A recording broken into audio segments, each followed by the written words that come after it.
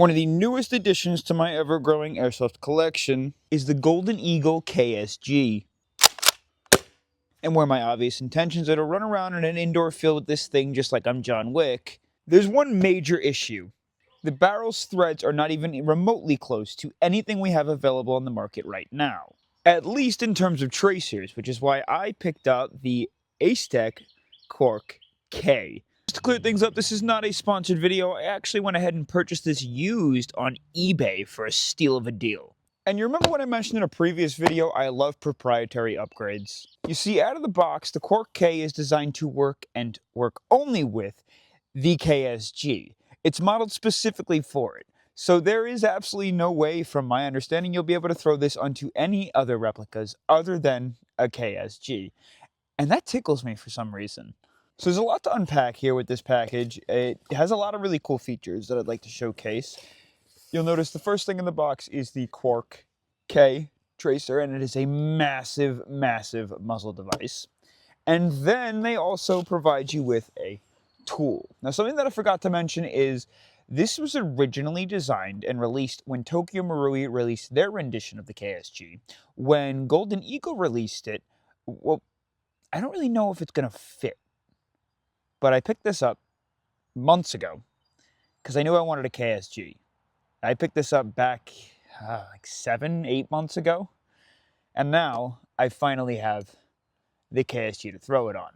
Towards the end of the video, we're going to showcase this thing tracing BBs, all of its really cool functions in the dark. And I'm obviously going to charge this thing up. But I want to showcase it now and show you how we throw it onto the replica to start off.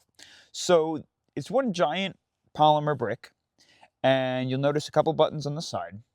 You've got a power button, you've got your modes button, and then you've got your light button. And I don't know if there's any power to it right now. I don't believe so. So I'm going to have to charge this. Like I said, I got it used and it's been sitting in the box for quite some time.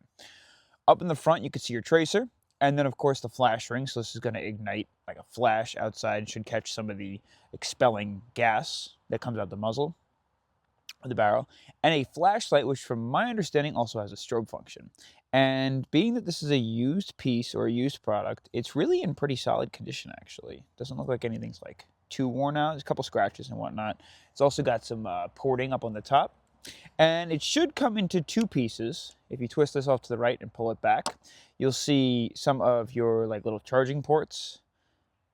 Is this a charging port? No, it's not a charging port. I'm going to have to look up what all of these things do. There's your charging port. And then this is what we use to latch it on and off quickly on and off of the KSG, so we can obviously charge it. So this part's not going to come off after we install it. Now the installation of this is pretty simple with the exception of one thing. Taking this guy off is an absolute nightmare. And where I highly recommend that you just go pick up the tool that's designed to take off the thread protector of the KSG. I didn't because they're like $36 for a tool I'm going to use one time. I think that's horrible. And honestly, like I understand like certain things like your like regular barrel nuts and things like that for, or I guess your stock nuts for things like your ARs and stuff because those are so common. But when you have a proprietary replica like this, where specifically you need a tool for just the KSG, it should come with it. I think Tokyo Marui should include it. I think Kel-Tec should include it in their real steel. I think Golden Eagle should include it. It's something, even a printed one, a plastic one. But this thing is so Loctited on there. I'll show you what I did. I kind of scored it up and messed it up a little bit, and that was my mistake just because I can't be patient and I couldn't be bothered to spend $36 on a tool I'm going to use one time. But what I did, I'll throw some pictures up on screen, so Loctited in place. I just wrapped a bunch of duct tape around this and the barrel. I uninstalled the outer barrel. I went over to a vise and I just cranked it. And the only thing that got damaged was this guy, which we're not going to see anymore, which I'm not too worried about that, actually. The threads are perfectly fine. It's just a bunch of Loctite and glue and like missing paint because of how much is in there. You can probably see all of the gunk that was on the inside. So I threw a O-ring on here just so it was easy to not over tighten and I could back thread it. I think what I'm going to do is I'm going to throw the O-ring over it again when we install this. And this tool is supposed to go around the front so you can oh, that's going to be a problem. That's not going to fit. So with the Tokyo Marui one, I guess they're shorter. It's supposed to be able to reach those so you can screw this guy down onto this muzzle. I'll explain what I'm talking about now. Basically, again, we just take this guy It's going to go in with this little peg facing outwards, and it should just slot on the front of the KSG, and that should sit nice and flush. See that? And you could see your threads are still available in there. What I want to do is try and get this guy around the threads so that I don't over tighten this and it's easy to get off, but it keeps enough tension on the tracer unit so it doesn't move. Okay, I don't know if you could see that, but I did get an O-ring over the threads, so now we're going to throw that little barrel cap on. Now the one worry I have is how I'm going to tighten this on down. I imagine if I can just get like 2 Allen keys, I should have sitting around, and we'll try and like stick them through these pegs and twist it this way. It's probably not the most ideal thing, but until I can 3D model something, just because I don't feel like waiting to 3D model something to pop this video out, I'll do that. Just kind of get it started. All right, so here's what I'm working with. It is threaded on, and I kind of just took an Allen key. I'm going to spin this around to get it to tighten down onto the O-ring, and it should keep the O-ring down there, should keep it from tightening too much, so that if I want to in the future, I can just take an Allen key, put it back in, and untighten it. But also, it shouldn't allow me to tighten it too much to where I can't, because that O-ring will keep some mushy pressure. I am thrilled to say that it worked, and you could see there is minimal motion, and that is tight on there. And again, I could just undo that if I want to. Sometimes you gotta do a little backyard job. And we'll just take this guy, and we should be able to slot it in, tighten it down. Oh my God, I love the way that looks. Take a look. I bring you the grand schnoz. That thing looks absolutely awesome on the end of there. I love the design. It definitely takes that bullpup design and makes it a much longer device, but it looks so cool. I actually really love the way that looks. I think that you should still be able to use these 2 sling attachment points. Looks evil when you're looking down at this giant gaping hole. So cool. The one thing that I did notice, so that bracket we put on is totally stiff. There's no movement there. However, the actual unit itself that attaches to it is a little wobbly. I don't know if there's anything that I can do to decrease that wobble, like maybe glue a small, like, I don't know, piece of plastic up at the end of this so that it applies more pressure forwards. Or some sort of an O-ring around this guy, I'm not sure. But it's super simple, it just goes on like that.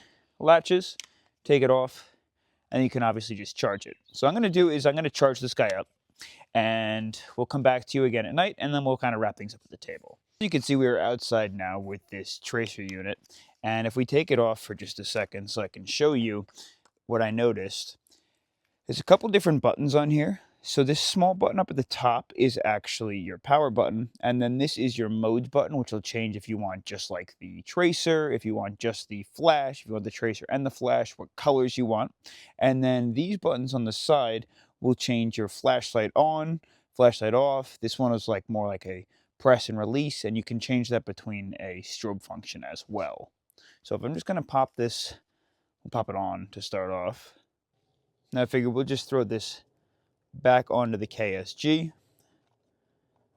and I'll show you all of its functions. And I figured with these shells all loaded up with tracer BBs, why don't we run it in 6-shot? Because with the tracer, that's just going to be so much cooler. All right, 6 shots.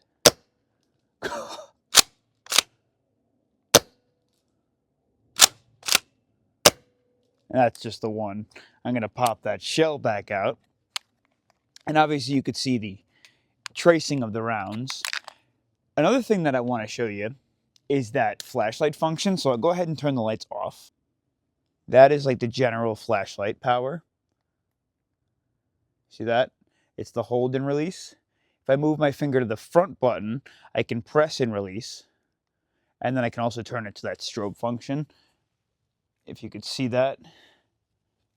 The strobe is very light, but it's aggressive. If you were looking directly at that, you wouldn't be able to see a thing. So I think I switched to the modes now. I don't know if you'll be able to see it with the flashlight on, so if I have to, I'll turn the flashlight off. I'm going to throw another shell inside of the KSG. Okay, let's do that again with the flashlight off. see that? It's not doing that like flame function. It's all just tracer. Just super cool to watch all 6 of those BBs light up. When it feeds 6, that was 1. That was 1. There's the 6th. And we're all out. When we throw a few more in there. Another shell. Yeah, this thing seems to have like this, it just doesn't want to feed all the time.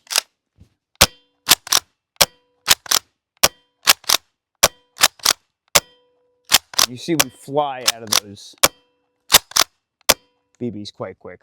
I'm going to stop annoying my neighbors. So I wanted to take this guy back inside because there's a couple things that I did want to mention that I kind of just skipped over before, because the box that I had gotten didn't have the instruction booklet in it. So I went online and I started to look a couple other things up, and I realized not only can this trace red and green BBs, I also mentioned earlier that I can do like rainbow colors, and I'm not going to sit here and lie to you and pretend like I can pick out those colors because I'm colorblind, but you can set this to run rainbow colors if you have the manual that comes with it, or you're going to have to look it up on their website.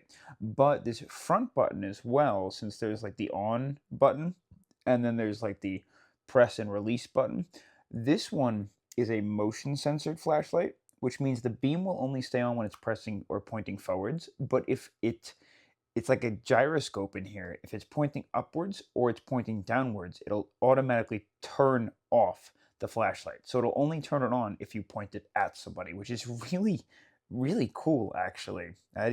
There's just a lot of technology going on inside of here. Now, I guess kind of to fully wrap it up, what do I think? Well, I've said it before and I'll say it again. And I'm sorry if, like, generally videos don't do it justice, because regularly with tracer units, they just don't, playing around with them in the dark. I think AceTech, though, is like the Apple to phones when it comes to tracer units. They always do a wonderful job. Now, for the price point of 200 spangaroonies, is it worth it? Well, it's expensive for a tracer unit, but if you don't want a 3D printed housing and using a just random run-of-the-mill, like fixed style shotgun tracer, yeah, if you have a KSG, because, well, it's the only one specifically designed to work with the KSG. So it's really only worth it for a very select small group of people. And as you can see, it does work on the KSG that's made by Golden Eagle. So that's really cool too. I'm going to wrap it up. It's like 2 a.m. I'll catch you guys in the next adventure. Hope you enjoyed. Peace.